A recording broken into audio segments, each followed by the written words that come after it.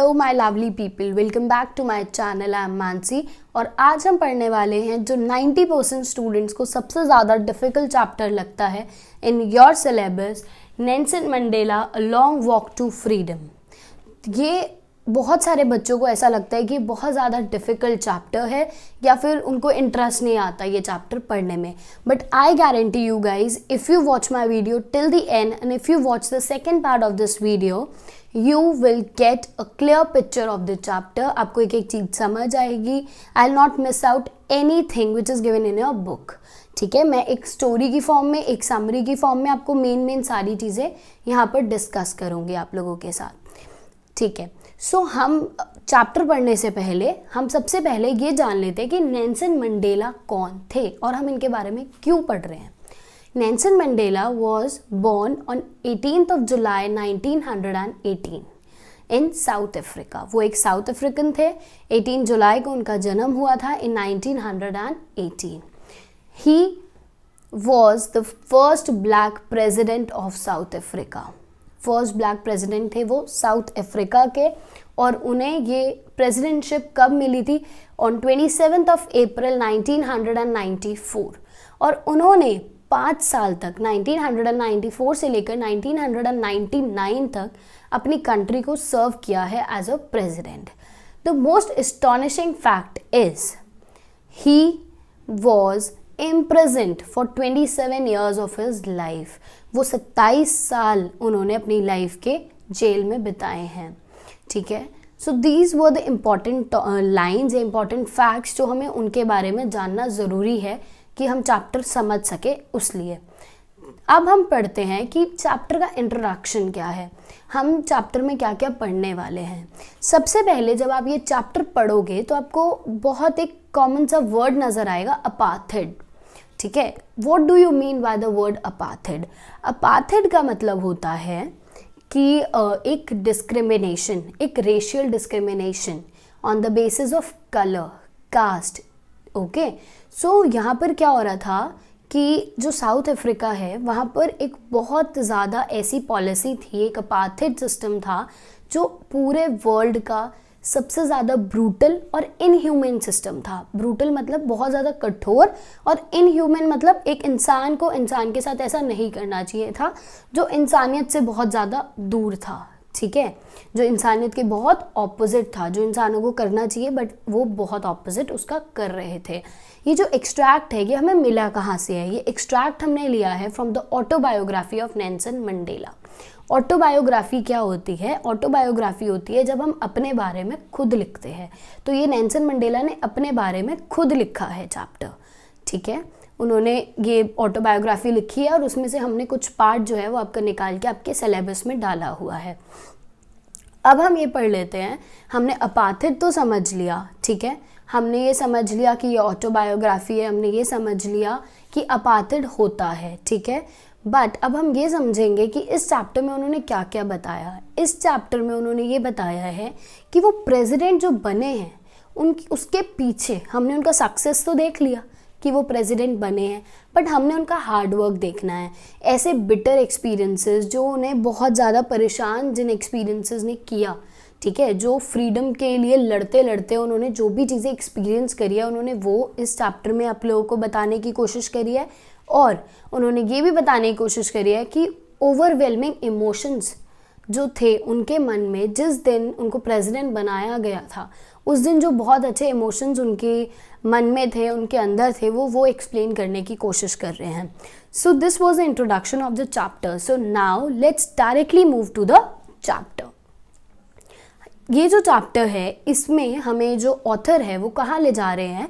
He is taking us back to 10th May 1994। That means आप जब ये chapter read करोगे तो इसकी फर्स्ट लाइन में बोला हुआ है 10th May 1994।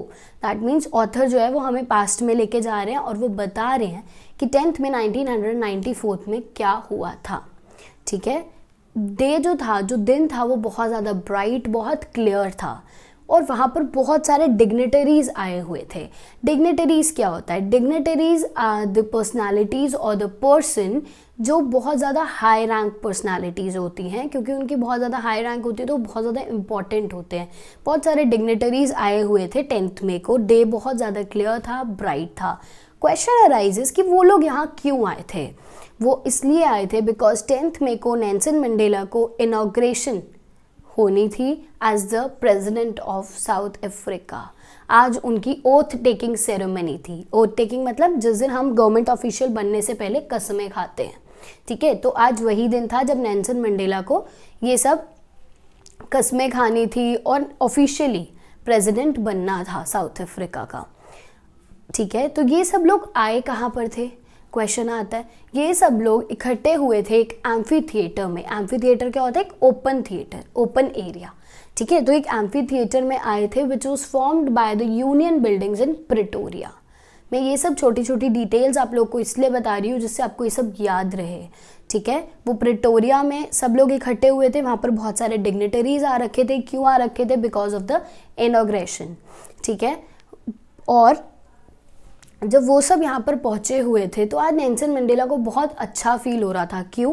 Because it was the first ever largest meeting of international leaders on African soil.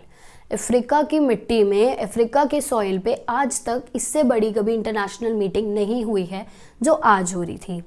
बहुत सालों से ये जो जगह थी, ठीक है, ये जो एम्फी थिएटर था, ये जो जगह थी, ये जो प्रेसिडेंटशिप थी, ये अभी तक वाइट लोगों के हाथ में थी, वाइट सुपरमेसी के हाथ में थी। बट आज पहली बार ऐसा हुआ था कि हमारे जो प्रेसिडेंट हैं, ठीक है, साउथ अफ्रीका के जो प्रेसिडेंट है वो एक ब्लैक पर्सन बनने जा रहा था। So he was saying, Nelson Mandela को ऐसा लग रहा था कि आज ये जो जगह है ना, ये बहुत एक रेनबो टाइप ऑफ फीलिंग दे रही है, रेनबो की तरह लग रही है। क्यों? क्योंकि जैसे रेनबो में बहुत सारे कलर्स होते हैं, उसी तरीके से आज यहाँ पर जितने लोग इकट्ठे हुए हैं वो डिफरेंट डिफरेंट कलर्स के हैं, डिफरेंट डिफरेंट कास्ट के हैं। They are not of the same colour या सेम कास्ट। सिर्फ वाइट्स यहाँ पर इकट्ठे नहीं हुए, सिर्फ ब्लैक्स यहाँ पर इकट्ठे नहीं हुए, यहाँ पर सब बैठे हैं, ठीक है। तो ये सब हमने पढ़ा अभी तक के इनॉग्रेशन में कैसा माहौल था, सब लोग क्यों आए थे एंड सो ऑन। अब इनॉग्रेशन स्टार्ट होती है। तो जब इनॉग्रेशन स्टार्ट होती है, पहले नेल्सन मंडेला ये बता रहे हैं that he was accompanied by his daughter Zenani. उनकी डॉटर ज़नानी उनके साथ गई थी इनॉग्रेशन के दिन, ठीक है। वहाँ पर सबसे पहले जब इनॉग्रेशन स्टार्ट हुई, सबसे पहले वहाँ पर कसम किसने खाई? सबसे पहले जो कसम खाई वो ली थी मिस्टर डी क्लर्क। ये जो थे वो सेकेंड डिप्यूटी प्रेसिडेंट बने थे, ठीक है। ये सेकेंड डिप्यूटी प्रेसिडेंट बने थे। और उसके बाद थैबो म्बेकी, ये फर्स्ट डिप्यूटी प्रेसिडेंट बने थे। अब डिप्यूटी का मतलब क्या होता है? डिप्यूटी मतलब होता है second in command. That means president के बाद किसकी चलने वाली है पूरी कंट्री में? तो प्रेसिडेंट के बाद फर्स्ट डिप्यूटी प्रेसिडेंट की थैबो म्बेकी की चलेगी, उसके बाद mister de Klerk second deputy president बने थे, उनकी चलेगी। अब लास्ट में जो टर्न आती है वो आती है नेल्सन मंडेला की। वो उन्हें प्लेज लेना होता है। तो उन्होंने क्या प्लेज लिया? उन्होंने ये प्लेज लिया है, सबसे पहले जब वो पोडियम पर आए, जब वो स्टेज पर आए, तो उन्होंने ये प्लेज लिया that he will uphold his constitution, और वो कॉन्स्टिट्यूशन को ओबे करेंगे, उसके हिसाब से चलेंगे हमेशा, और अपने आप को डिवोट कर देंगे लोगों की वेलबींग के लिए, कि लोग सही रहे, लोगों के सारी प्रॉब्लम सॉल्व हो, सब कुछ वो लोग खुश रहे, उसके लिए वो अपने आप को सैक्रिफाइस, अपनी पूरी लाइफ डिवोट करने के लिए रेडी हैं, ठीक है। तो उन्होंने ये प्लेज लिया था। So now let's come to the speech. जो उन्होंने ओथ टेकिंग के बाद जो उन्होंने स्पीच बोली थी, वो उन्होंने क्या स्पीच बोली थी और उसका क्या मतलब है। मैं चाहती हूँ कि हम ये जो स्पीच है वो line to line, word to word समझें, ताकि हमारे लिए बहुत ईजी हो जाए इस चैप्टर को, उनकी स्पीच को समझना। This is the most important part of the chapter कि उन्होंने अपनी स्पीच में क्या डिलीवर किया है, ठीक है। और अगर हम ये अच्छे से पढ़ेंगे, वर्ड टू वर्ड पढ़ेंगे, तो हमें इंटरेस्ट भी आएगा चैप्टर में। Today all of us do by our presence here confer glory and hope to newborn liberty. Out of the experience of an extraordinary human disaster that lasted too long must be born a society of which all humanity will be proud. उन्होंने क्या बोला? Today all of us do.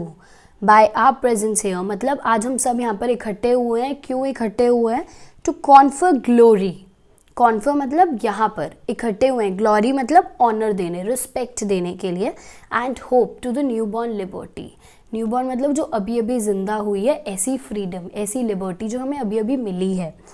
Out of experiences of an extra ordinary human disaster, that means अभी तक जो हमारे साथ इतना human disaster हो रहा था, ठीक है, जो इंसान ही इंसान के ऊपर डिजास्टर कर रहे थे, एक्स्ट्रा ऑर्डिनरी दैट मीन्स बहुत ऊंचे लेवल का था, ठीक है, दैट लास्टेड टू लॉन्ग, जो बहुत सालों से चलता आ रहा था, must be born a society of which all humanity will be proud. ऐसे के बाद अब एक ऐसी सोसाइटी बननी चाहिए, इतनी ब्रूटलनेस के बाद, इतनी परेशानियों के बाद अब हम एक ऐसी सोसाइटी बनाएंगे जिसमें ह्यूमैनिटी को प्राउड फील होगा, इंसानियत को प्राउड फील होगा कि हमने बहुत अच्छी एक सोसाइटी बनाई है। We who were outlaws not so long ago have today been given the rare privilege to be host to the nations of the world on our own soil, ठीक है। We who were outlaws, outlaws मतलब जिन्हें निकाल दिया गया था, जिन्हें बिल्कुल कंट्री से अलग माना गया था, दैट मीन्स वो किसके बारे में बात कर रहे हैं? ब्लैक्स के बारे में बात कर रहे हैं। Have been given the rare privilege, अब उनको बहुत मुश्किल से ये एक प्रिविलेज मिली है, क्या मिली है? To host to the nations of the world, कि वो आज पूरे वर्ल्ड के जितने भी कंट्रीज़ हैं, जितने भी नेशंस हैं, सबको होस्ट कर पा रहे हैं, दैट मीन्स सबको उन्होंने यहाँ पर बुलाया है। We thank all our distinguished international guests for having come to take possession with the people of our country of what is after all a common victory for justice, for peace, for human dignity। उन्होंने क्या बोला है कि वो thank करते हैं international guest का, कि बहुत दूर दूर से, बहुत अलग अलग कंट्रीज से लोग यहाँ पर इकट्ठे हुए हैं, ठीक है, वो उनको थैंक यू बोलना चाहते हैं। और क्यों? क्योंकि उन्होंने जो सेलिब्रेशन वो करने वाले हैं, ठीक है, जो उन्होंने जीता है, ठीक है, उस चीज़ को सेलिब्रेट करने के लिए उनकी कंट्री के लोगों के साथ इंटरनेशनल लोग भी आज यहाँ पर आए हैं, इसलिए ही वाज थैंकिंग देम कि आप लोग थैंक यू, आप लोग यहाँ पर आए हो हमारे साथ हमारी कॉमन विक्ट्री को सेलिब्रेट करने। कॉमन विक्ट्री मतलब जो सबकी मिली जुली जीत थी, किस किस चीज़ों पे जीत थी? For justice, for piece and human dignity. Justice मतलब आज के बाद सबके साथ इंसाफ होगा, ठीक है, देन पीस, शांति रहेगी बहुत ज़्यादा, कोई किसी से लड़ेगा नहीं, एंड ह्यूमन डिग्निटी, हर इंसान को रिस्पेक्ट मिलेगी, डिग्निटी मिलेगी। We have at last achieved our political emancipation. We pledge ourselves to liberate all our people from the continuing bondage of poverty, deprivation, suffering, gender and other discrimination. उन्होंने क्या बोला है कि we have at last, अब हमें at last क्या मिल चुका है? Achieved our political emancipation. Emancipation मतलब क्या होता है? Freedom from restriction. हमें अब रिस्ट्रिक्शन से हम बहुत ऊपर उठ चुके हैं, अब हमें फ्रीडम मिल चुकी है। We pledge ourselves to liberate all our people, और मैं आज कसम खाता हूँ कि मैं अपने देश के सबको फ्रीडम दिलाऊंगा, कंटिन्यूइंग बॉन्डेज, जो अभी तक उनको जिन चीज़ों ने जकड़ा हुआ था उन चीज़ों से उनको फ्री कराऊंगा। क्या क्या चीज़ें थी जिन्होंने उनको जकड़ा हुआ था? पॉवर्टी, गरीबी, डेप्रिवेशन। डेप्रिवेशन क्या होता है? जब किसी को उसके राइट्स नहीं मिलते, ठीक है, सफरिंग्स, जो जो उन्होंने सफ़र किया, gender and other discrimination. Gender discrimination या किसी और चीज़ को लेके अगर डिस्क्रिमिनेशन होगी किसी के भी साथ, तो मैं वो नहीं होने दूंगा। आई प्लेज, उन्होंने कसम खाई कि मैं इन सब चीज़ों पे वर्क करूँगा और अपने लोगों को इन सब चीज़ों से बाहर निकालूंगा। Never, never and never again shall it be that this beautiful land will again experience the oppression of one by another। कभी भी इस देश में, never never and never again, कभी भी इस सॉइल में, इतनी सुंदर सॉइल में, इतनी सुंदर कंट्री में, कभी भी ऐसा ना हो कि दोबारा हम ये चीज़ें एक्सपीरियंस करें, operation of one by the another, एक दूसरे को दबाव डालें, एक जो है वो सुप्रीम बन जाए और दूसरे को इन्फीरियर मान के वो उसके ऊपर रूल करने लग जाए। ऐसा भगवान ना करे कभी भी हो हमारी कंट्री में। The sun shall never set on so glorious a human achievement. Let freedom reign. God bless Africa। अब उन्होंने क्या बोला कि सन जो है, ठीक है, वो हमेशा से हमारे लिए ग्लोरी करता रहे, दैट मीन्स हमेशा से हमारे लिए ऊपर रहे, ब्राइटनेस करता रहे, ठीक है। And at the and he said let freedom rain. Freedom जो है वो विन करे, हमेशा हमेशा के लिए रहे, फॉर एवर रहे।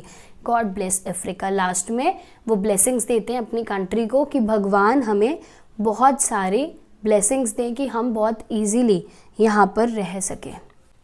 अब हम पढ़ चुके हैं कि उन्होंने, नेल्सन मंडेला ने अपनी स्पीच में क्या बोला।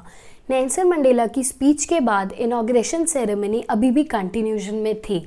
तो अब जो पार्ट रह गया था वो था एयर शो का, ठीक है। एक बहुत सुंदर डिस्प्ले हुआ एयर शो का। दैट मीन्स एयर शो मतलब जेट्स की हेल्प से अलग अलग चीज़ों की फॉर्मेशन हुई in the sky, in the air, ठीक है। तो जेट्स ने अपने स्मोक से डिफरेंट चीज़ें बनाई, जैसे हम लोग भी अपने यहाँ देखते हैं हमारे रिपब्लिक डे पे जब परेड होती है इंडिया में, तो हम भी देखते हैं जो मिलिट्री वाले होते हैं, जो पुलिस ऑफिसर्स होते हैं, उनकी अपनी अपनी परफॉर्मेंसेज होती हैं। कुछ नॉर्मल परफॉर्मेंसेज देते हैं, जो हमारे एयरफोर्स वाले होते हैं वो एयर शो की परफॉर्मेंसेस देते हैं, ठीक है।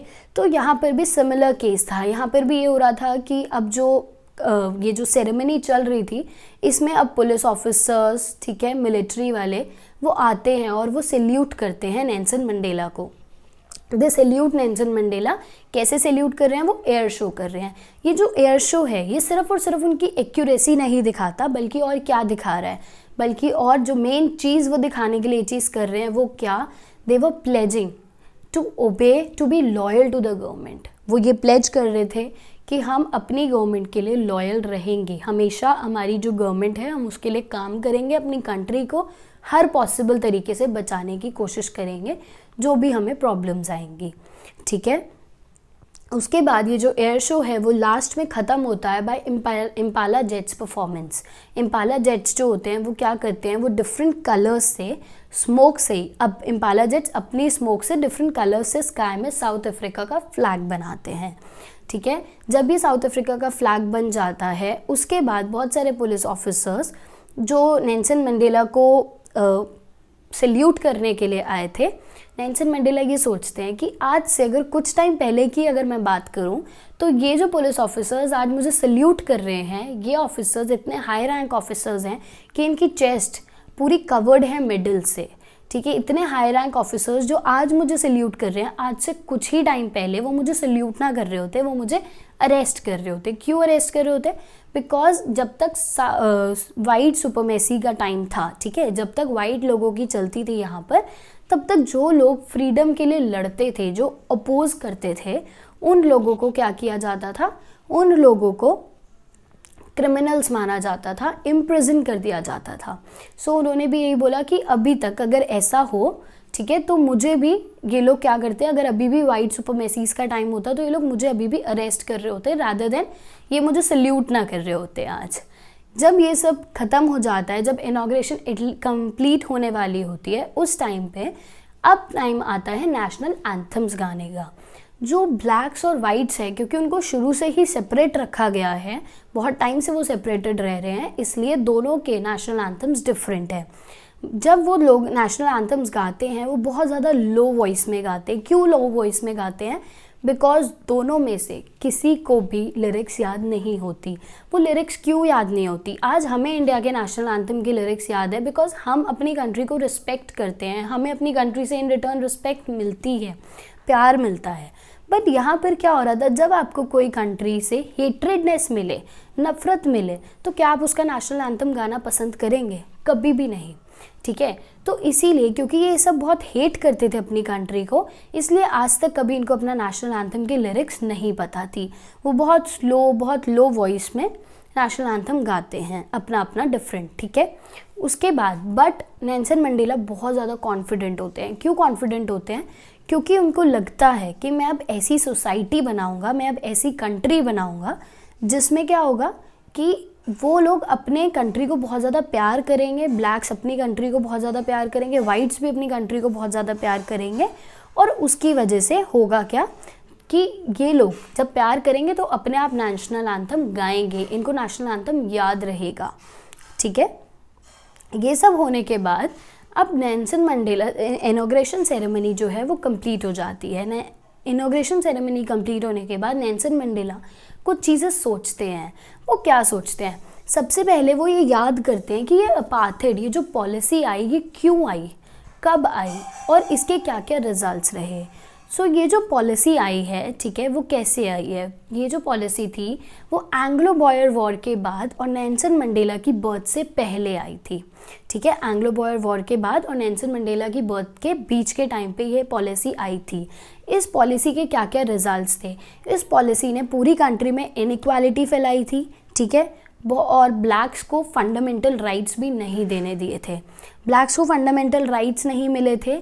और थर्ड चीज़ क्या थी कि ये जो पॉलिसी थी इसने क्या किया था, अपने ही कंट्री के वाइट लोग जो हैं वो अपनी ही कंट्री के ब्लैक लोगों के साथ डिस्क्रिमिनेशन करते थे, उनको बहुत ज़्यादा इन्फीरियर मानते थे और उनको बिल्कुल भी राइट्स भी नहीं देते थे, ठीक है। बट आज जब 8th डिकेड में है Nelson Mandela, that means he is in his 80s, ठीक है, तो वो अपने 80s में ये चीज़ बोल रहे हैं that he is very proud कि उन्होंने एक ऐसी सोसाइटी बना ली है, एक ऐसी कंट्री बना ली है जहाँ पर ह्यूमन को एज अ ह्यूमन ही ट्रीट करा जाता है, irrespective of its age, irrespective of its caste, colour, कुछ भी हो, लेकिन इंसान को इंसान ही माना जाएगा, ठीक है।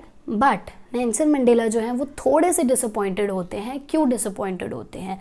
पहले हम एग्जाम्पल ले लेते हैं इंडिया का। जब हमारी इंडिया को इंडिपेंडेंस मिली, हमें बहुत कम फ्रीडम फाइटर्स के नाम याद है, जैसे महात्मा गांधी, भगत सिंह। बट क्या सिर्फ इन लोगों ने ही हमारी कंट्री के लिए लड़ाई करी थी? ऐसा नहीं है।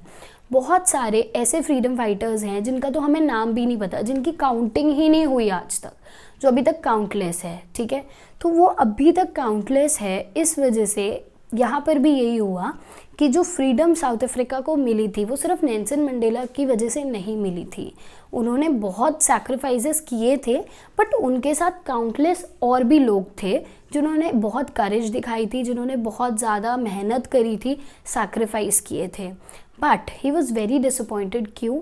क्योंकि वो उन लोगों को थैंक करना चाहते थे, ठीक है, बट वो आज थैंक नहीं कर पाए। क्यों नहीं कर पाए? Because they were not alive. आज वो जिंदा नहीं थे। अपने करेज की, जो उन्होंने इतने सैक्रिफाइसेस दिए, जितनी उन्होंने करेज दिखाई है, ठीक है, वो उसका रिजल्ट देखने के लिए आज जिंदा नहीं है।